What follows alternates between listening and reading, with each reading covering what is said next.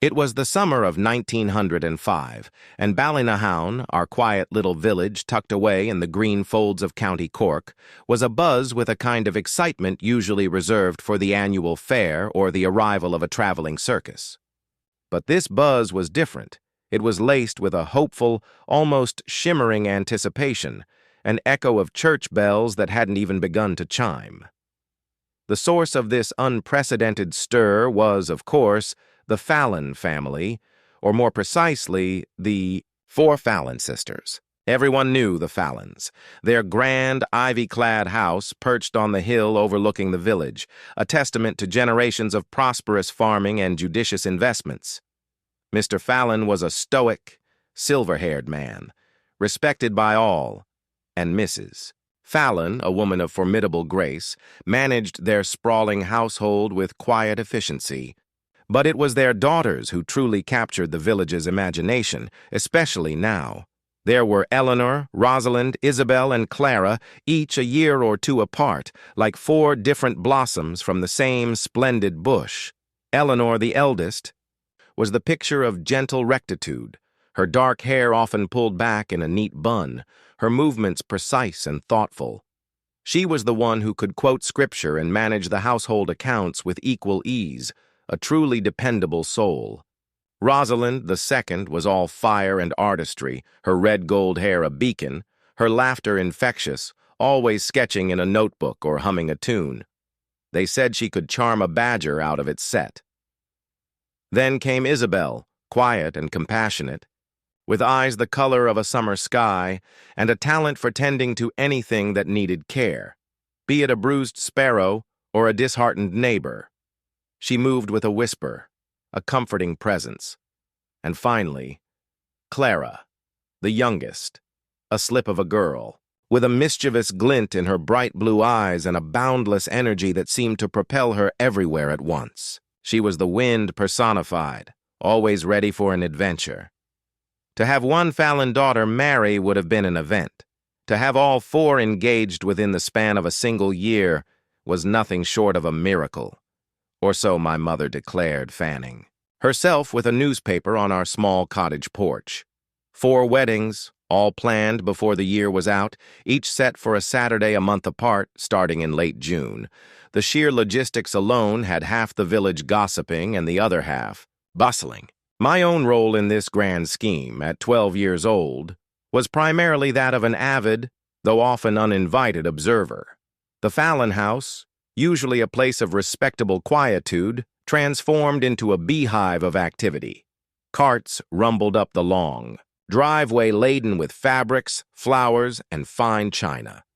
Seamstresses, bakers, and musicians seemed to be constantly coming and going, their faces flushed with the excitement of impending celebrations. My favorite spot for observation was a knobby, old oak tree on the edge of the Fallon estate, its gnarled branches providing excellent cover. From there, I could glimpse the flurry of preparations. I saw the gleam of white lace through the drawing-room windows, heard snatches of Eleanor practicing a hymn on the piano, Rosalind's boisterous laughter carrying across the manicured lawns, Isabel tending to the rose garden with a meticulous tenderness, and Clara, more often than not, attempting to teach their stubborn old terrier, Mac, some new, impossible trick in the stable yard. It was a symphony of impending joy, and even a young boy like me, usually preoccupied with fishing in the stream or chasing rabbits, felt its intoxicating rhythm. The first wedding, Eleanor's, was set for the last Saturday of June. Her fiancé, a respectable solicitor from Dublin named Mr. Alistair Finch, was a man of quiet demeanor and impeccable suits. He was older than Eleanor by a good 10 years, and some of the village women whispered that it was a marriage of convenience, though no one could ever quite articulate what convenience meant when Eleanor seemed so serenely content. Weeks melted into days, and the village hum intensified. Old Mrs. O'Connell, who ran the bakery, started churning out loaves shaped like doves, and my uncle, who was the local carpenter, spent his evenings meticulously carving ornate signs for the church and reception hall. Every child in Ballinahown was tasked with collecting wildflowers for garlands, and even I, usually scornful of such delicate work, found myself meticulously plucking buttercups and daisies, imagining the grandeur they would contribute. The day. Before the wedding, the air crackled. The scent of baking bread, freshly cut grass, and the faint, sweet perfume of thousands of blossoms hung heavy. I saw Mr. Finch arrive, his tall, lean figure silhouetted against the setting sun as he strode. Up the Fallon drive, a nervous but excited smile on his face. He carried a small, velvet-covered box, which I later heard contained Eleanor's wedding band, a simple gold band that had belonged to his grandmother. The final touches were being added to the church, the pews draped with white linen, the altar, adorned with lilies that seemed to glow in the soft evening light. The reception tent, erected in the Fallons' sprawling back garden, was a marvel of white canvas and fluttering ribbons, anticipating hundreds of guests. I heard the muffled strains of the fiddler and piper tuning their instruments from inside the house, their melodies weaving through the twilight. Even from my distant perch, the sound carried the promise of festivity. That night, a soft, almost imperceptible mist rolled in from the sea, blanketing Ballinahown in a pearlescent shroud. It wasn't an unusual occurrence for a June evening, but in retrospect, it felt like a silent, ethereal curtain drawing itself across the stage. I remember going to bed with my head filled with visions of Eleanor in her gown, of the lavish feast, of the dancing that would surely last until dawn. My mother had promised to wake me early so I could get a good spot near the church gates to see the bride arrive. The excitement was a warm, heavy blanket, pulling me into a deep, dreamless sleep. The morning dawned, not with the brilliant sunshine we had all hoped for, but with a persistent, damp chill. The mist had thickened, clinging to everything, blurring the edges of the familiar world. Still, the village was stirring early, a nervous energy replacing the previous day's eager anticipation. I pulled on my best trousers and jacket, feeling the rough tweed scratch against my skin, a small sacrifice for the spectacle ahead. I ran down our lane, past cottages where families were already emerging, dressed in their Sunday best, their faces alight with expectation despite the gloomy weather. The path to the church was thronged, a river of dark coats and colorful bonnets, everyone heading towards the stone edifice where Eleanor Fallon was to become Mrs. Alistair Finch. I found my usual spot, just behind the low stone wall that bordered the churchyard, giving me a clear view of the church doors and the long gravel path leading from the main road. More and more people arrived, their hushed greetings mixing with the distant bleating of sheep from the fields and the low murmur of the church bells, which had begun their solemn, expectant toll. Mr. Finch stood at the altar, I imagined, his back ramrod straight, waiting. The priest, Father Michael, a man of booming voice and a kind heart, would be ready. The organist, old Mr. Higgins, would have his fingers poised over the keys. The air grew heavy with waiting. Minutes stretched into an eternity. A whisper began to ripple through the crowd, an uneasy tremor. The carriage, a gleaming black phaeton decorated with white ribbons and drawn by two magnificent gray horses, usually arrived promptly at 10 o'clock. But the clock tower struck 10:15, then 10:30, and still there was no sign. People shifted their weight, glanced at each other, their smiles slowly fading, replaced by frowns of concern. The mist seemed to press in closer, dampening the celebratory spirit. The low murmur turned into an anxious rustle. My own young heart, which had been pounding with excitement, now began to beat with a strange, unfamiliar dread. I looked up at the Fallon house on the hill, barely visible, through the swirling white curtain, a dark, silent silhouette against the gray sky. It stood there, a grand, empty sentinel, holding its secrets tight. No frantic servants rushing, no last-minute preparations, just a profound, unsettling stillness. The bells stopped their tolling. A silence, deeper and more chilling than any I had ever known, descended upon Ballynahown. The bride was not coming. Eleanor Fallon was gone. And that, I would come to learn, was only the beginning of a story that would forever haunt our small, insular world. 4 weddings they had planned, but the first one had already, inexplicably, been denied its bride. The next 3, though we didn't know it then, would meet the same bewildering fate. The mystery had begun. The silence that fell upon Ballynahown that June morning was a living, breathing thing, heavier than the mist, colder than the damp air. It wasn't the silence of respect, but of disbelief, then of a creeping dread. Mr. Fallon, usually so composed, emerged from the house, his face a mask of bewildered terror, his silver hair disheveled. Mrs. Fallon followed, her hand pressed to her mouth, her eyes wide and unseeing. The sight of them, broken and vulnerable, shattered the last vestiges of hope among the assembled villagers. Father Michael hurried up the drive, his vestments flapping, his booming voice reduced to a distressed murmur as he spoke to the distraught parents.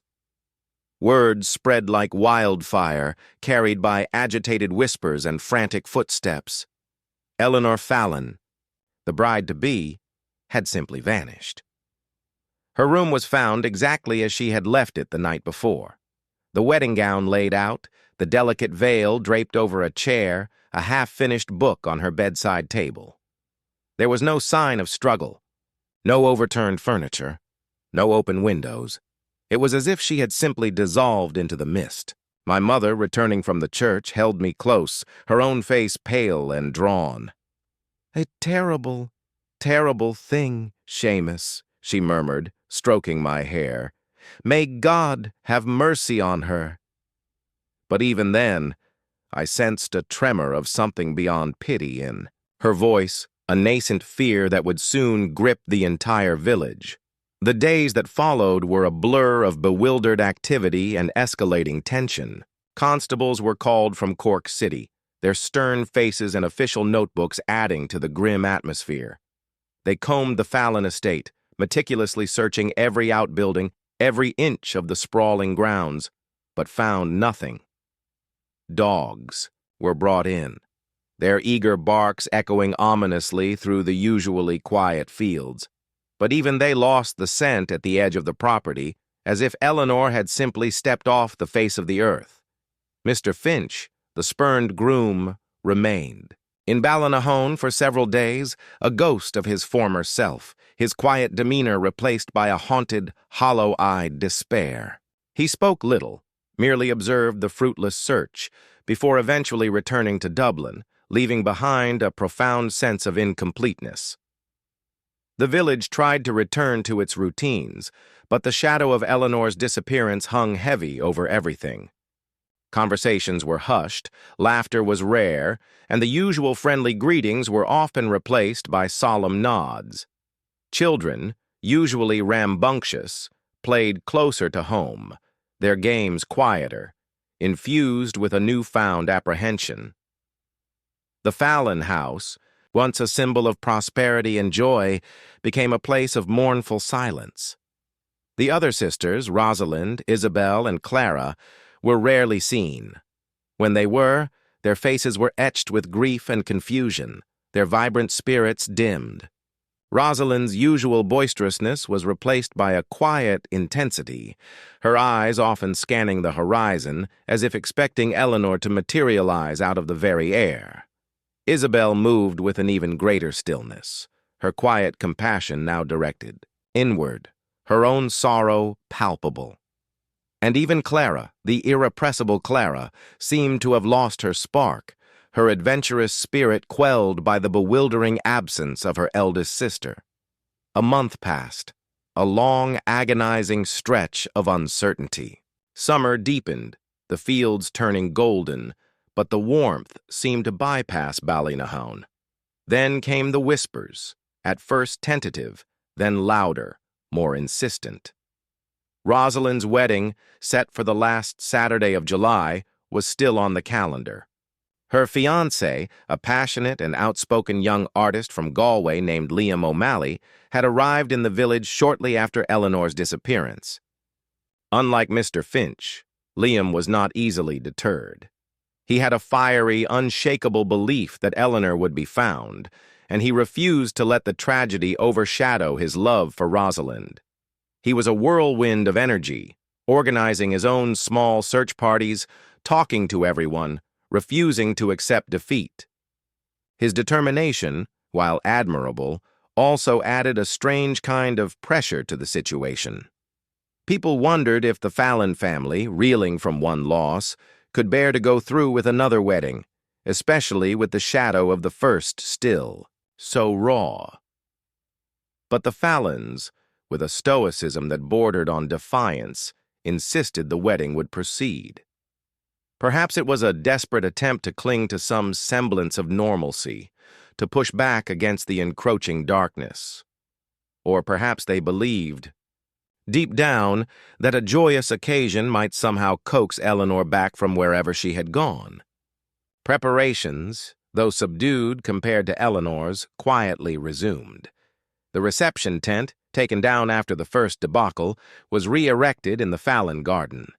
The village baker, still pale from the previous month's shock, began preparing a smaller, more modest cake. The general mood, however, was less festive anticipation and more a collective holding of breath. Liam O'Malley was a striking figure, with his unruly dark hair and intense blue eyes. He was prone to grand gestures and passionate pronouncements, and his love for Rosalind was evident in every glance, every touch. Rosalind, in turn, seemed to draw strength from his unwavering optimism. I would see them sometimes, walking along the lane, his arm around her, speaking in low, earnest tones. She would even occasionally manage a faint smile, a fleeting echo of her former vibrancy. Their love, in its defiant resilience, was a small, fragile beacon in the prevailing gloom. Yet beneath it all, the question lingered. Would Rosalind, too, vanish? No one dared to voice it aloud, but it hung in the air, a cold, unspoken fear. The day before Rosalind's wedding arrived, a Friday shrouded in a thin, nervous drizzle. The air was heavy, not just with moisture, but with the weight of communal apprehension. I remember my mother fussing over my clothes, pressing the worn seams of my jacket with a silent intensity. She didn't speak of Eleanor, but the unspoken fear was palpable. I saw Liam O'Malley that afternoon, striding purposefully towards the Fallon house, a vibrant bouquet of wildflowers clutched in his hand, a resolute glint in his eyes. He seemed determined to wrestle joy from the clutches of despair. That night, a watch was kept, unofficially. Several men from the village, including my uncle, took turns patrolling the lane leading to the Fallon estate, their lanterns casting dancing shadows on the wet stone walls. They spoke in low tones, their shotguns, cradled in their arms, a desperate vigil against an unseen threat. I imagined the Fallons inside their grand house, the remaining sisters huddled together, listening to the rain on the roof, perhaps praying for a miracle, or at least for the dawn to break without further tragedy. I drifted off to sleep, haunted by the image of Eleanor's empty room, of the untouched wedding gown. The thought of Rosalind vanishing, too, was a cold knot in my stomach. The silence that had descended after Eleanor's disappearance now felt charged, expectant, as if the very air was waiting for something terrible to happen. I tossed and turned, the sound of the rain against our cottage window mingling with the restless murmurings of my own troubled thoughts. When I woke, the world outside was still shrouded in mist, though lighter than it had been on Eleanor's wedding day. It was still early, but a sense of urgency pulled me from my bed. I dressed quickly and slipped out of the house, drawn by an invisible force towards the church. The air was eerily quiet, the usual sounds of awakening village life strangely absent. As I neared the churchyard, I saw a small cluster of people already gathered, their faces grim, illuminated by the pale, diffused light of dawn. My uncle was among them, his face weary, his clothes damp. He shook his head slowly when he saw me, his eyes full of a profound sadness. The black phaeton was there again, gleaming dully in the mist, its white ribbons already drooping, giving it a forlorn air. The horses stood patiently, their breath pluming in the cool air. But the carriage doors were closed, and there was no bride, no vibrant Rosalind with her red-gold hair, no defiant Liam O'Malley waiting impatiently at the altar. Just the heavy silence, the damp mist, and the bewildered, despairing faces of the few early risers who had dared to come. The church bells remained silent, their bronze throats choked by the unspeakable. Rosalind Fallon was gone. Just like Eleanor, she had vanished without a trace, spirited away into the night. 2 sisters, 2 weddings, 2 inexplicable disappearances. The mystery deepened, twisted into something more terrifying, more incomprehensible. It was no longer a single tragic event, but a chilling pattern emerging, a dark hand plucking the Fallon daughters from their very home, leaving only unanswered questions and a village consumed by a growing, paralyzing fear. Who would be next? And what terrifying force was at play in the quiet green hills of Ballynahown? The second disappearance, Rosalind's, plunged Ballynahown into a despair so profound it felt as though a permanent shadow had been cast over our green hills. The initial shock gave way to a chilling, pervasive fear. It wasn't just the constables from Cork City who returned, their faces grimmer than before, but also whispers of specialists, men from Dublin with peculiar instruments and an air of scientific detachment that did little to ease the villagers' mounting terror. They spoke of psychological elements and organized crime, words that sounded entirely alien in our simple agricultural world. Their meticulous searches, even more thorough this time, yielded the same maddening result. Nothing. No note. No trace. No struggle. Rosalind, like Eleanor, had simply ceased to be. The Fallon family was, understandably, utterly shattered. Mr. Fallon seemed to age 10 years in a single week, his stoic facade crumbling to reveal a man haunted by an unbearable grief. Mrs. Fallon, once so graceful, now moved through her grand house like a lost spirit, her eyes perpetually red, her hands trembling. The life had been sucked out of their home, leaving behind only the echoing silence of absence. Liam O'Malley, Rosalind's fiery fiancé, was a man consumed by a grief so intense it bordered on madness. He roamed the lanes for days, his passionate arguments for continued searching turning into desperate pleas, his eyes wild with unspent love and fury. Eventually, his family came from Galway to retrieve him, leading him away a broken man, leaving behind another void, another unanswered question. The village, meanwhile, became a place transformed. Neighbors who had lived side by side for generations now eyed each other with a subtle, uneasy suspicion. Doors that had always stood ajar were now bolted shut at nightfall. Children were kept indoors, their usual freedom curtailed by anxious parents. The idea that something supernatural was at play began to take root, whispered in hushed tones over peat fires and behind closed market stalls. Old Meharry, the village's oldest resident, with her clouded eyes and ancient wisdom, spoke of the wee folk and thin places where the veil between worlds could be easily breached.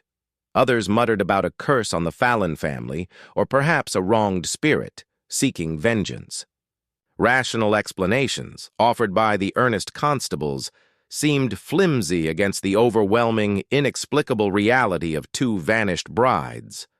The weight of this communal dread fell heaviest on Isabel and Clara, the 2 remaining Fallon sisters.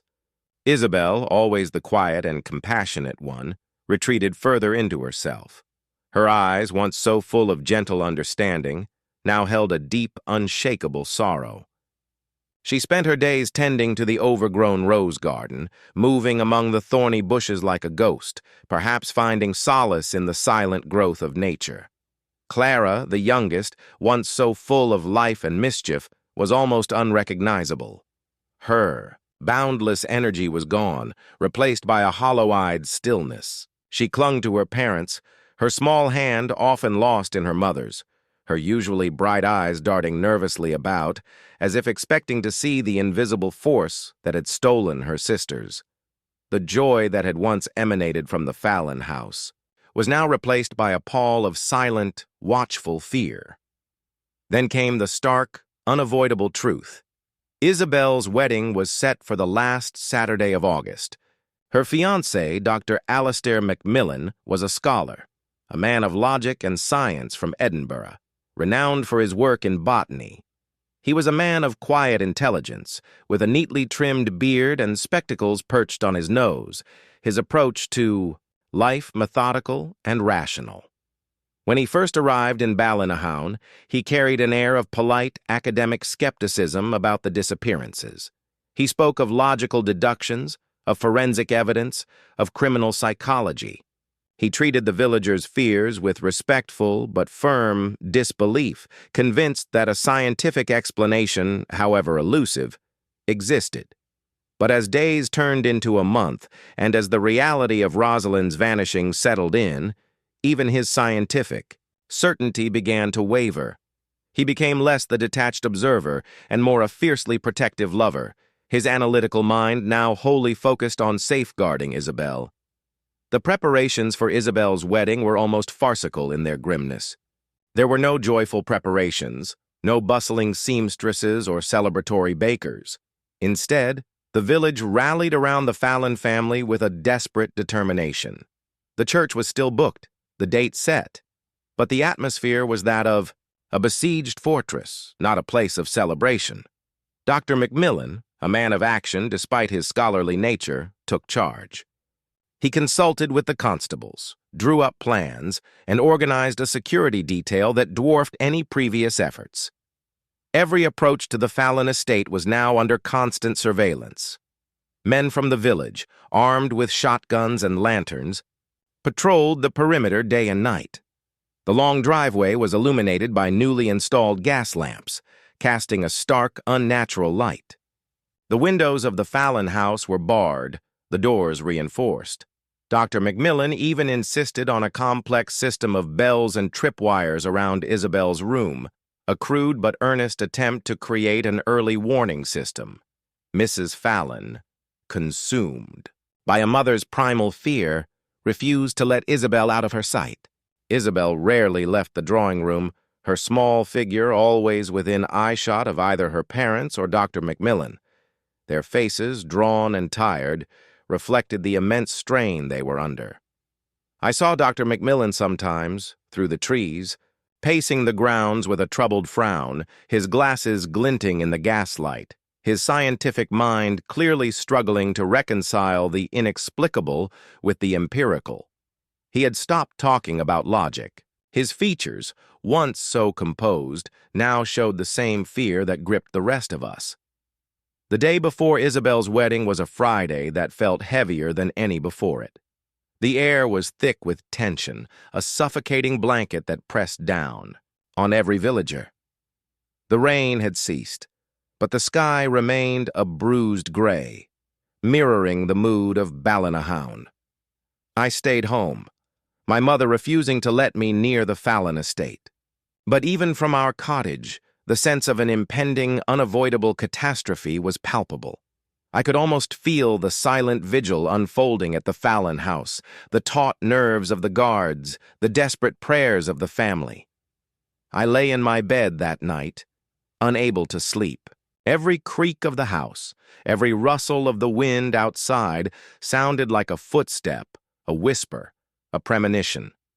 I imagined Isabel in her room, perhaps not even in her own room, but in a secure central chamber, surrounded by her family, protected by layers of desperate defense. Dr. Macmillan, I pictured, would be awake, perhaps sipping strong tea, his analytical mind racing, trying to anticipate every possibility, every impossible angle from which the unseen force might strike.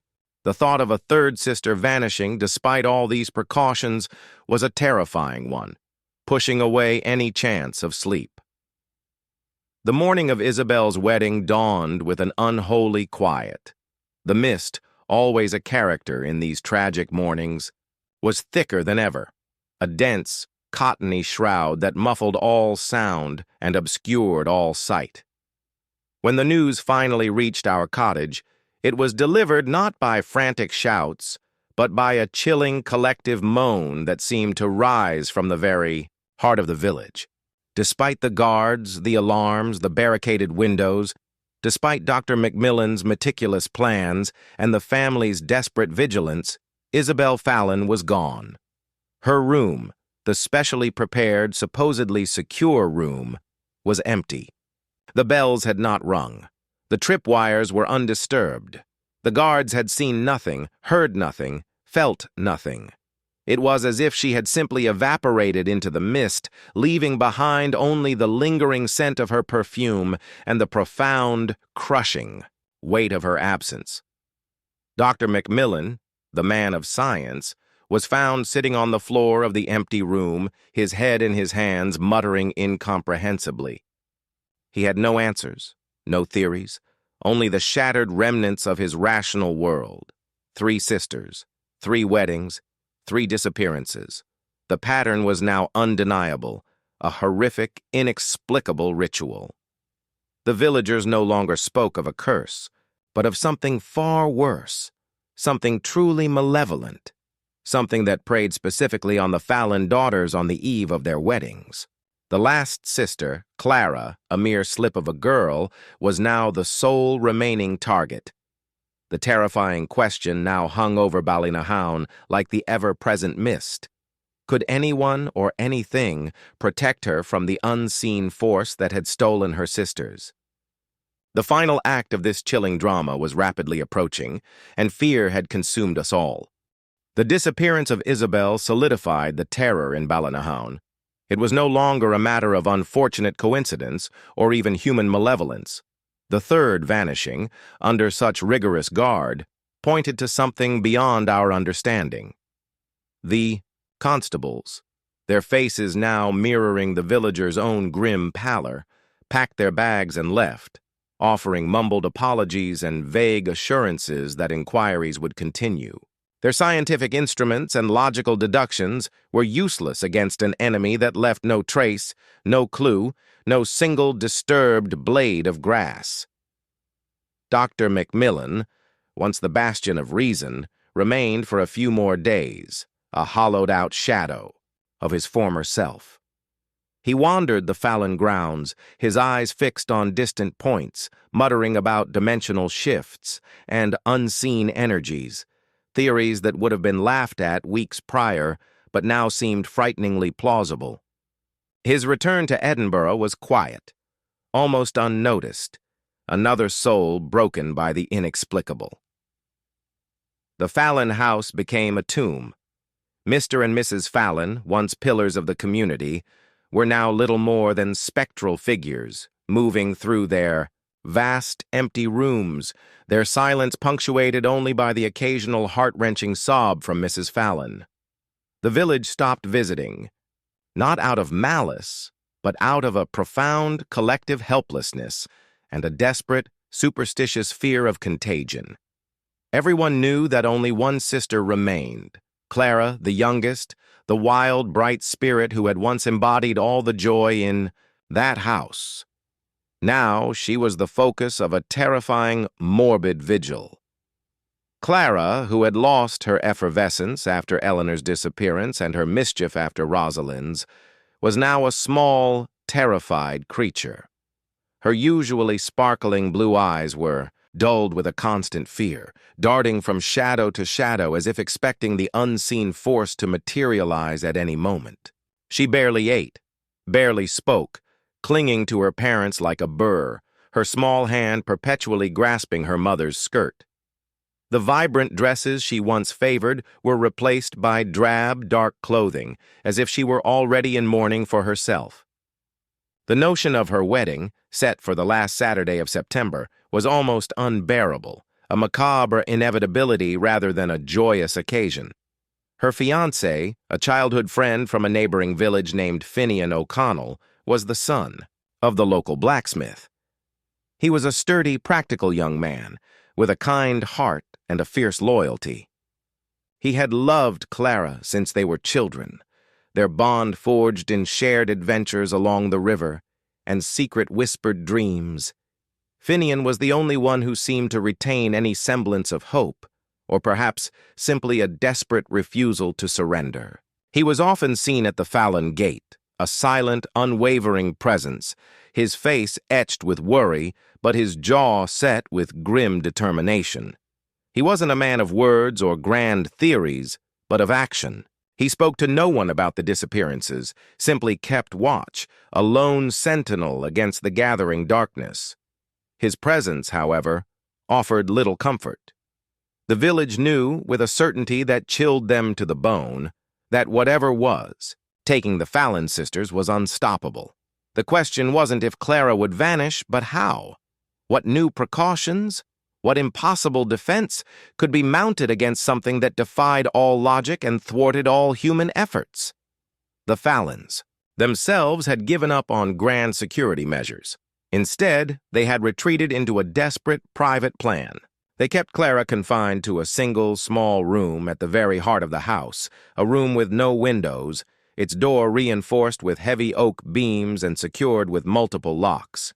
Mr. Fallon slept across the threshold, a shotgun clutched in his hands, while Mrs. Fallon lay beside Clara, her arm wrapped tightly around her daughter, their breaths shallow and synchronized in their shared terror.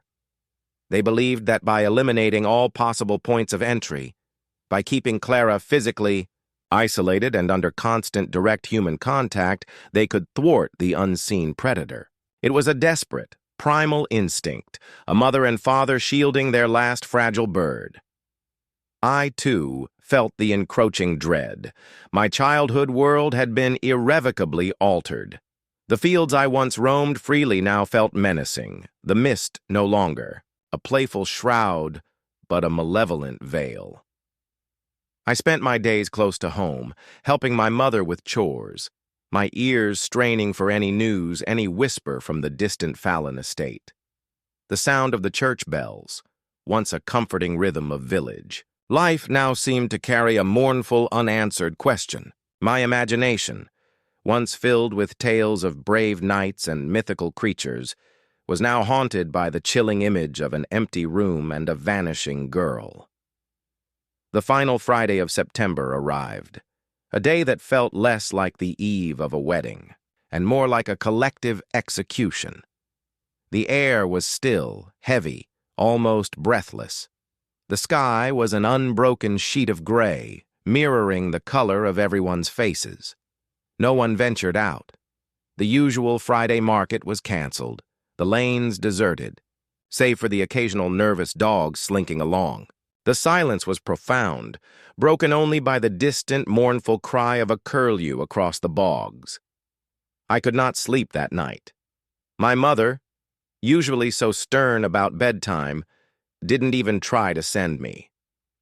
She sat by the fire, her rosary beads clutched, in her hand, her lips moving in silent prayer. My father paced, his boots heavy on the wooden floor, his face grim. The wind outside picked up, rattling the windows, and each gust sounded like a sigh, a whisper, or perhaps the approach of something unspeakable.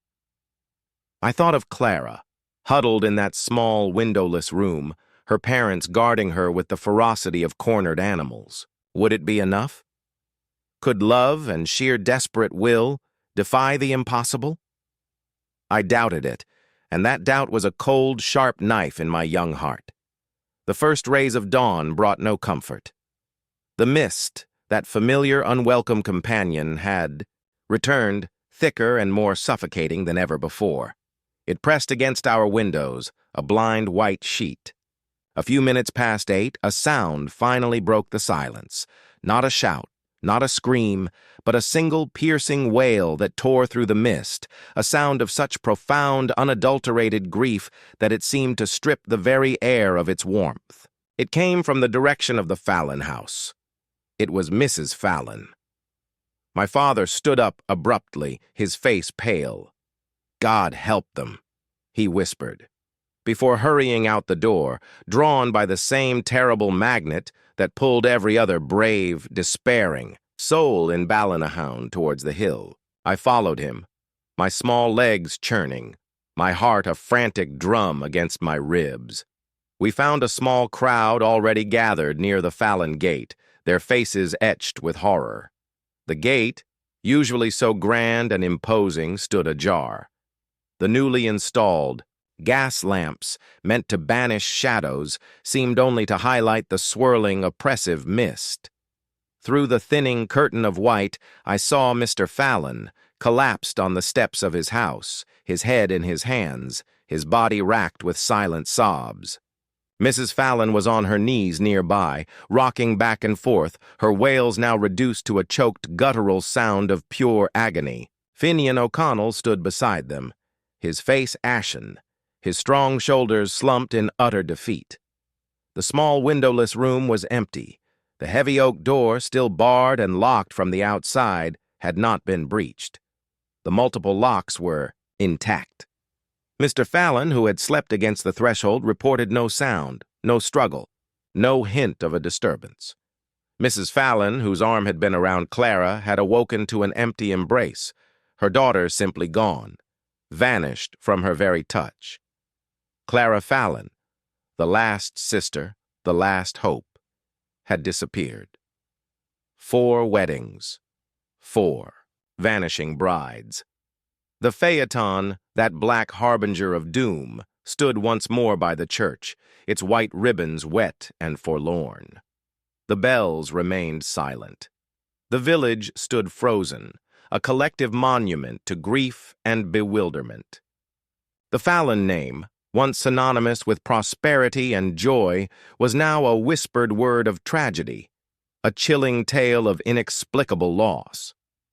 The mystery remained, darker and more impenetrable than ever, a wound carved deep into the heart of Ballynahound, one that would never truly heal.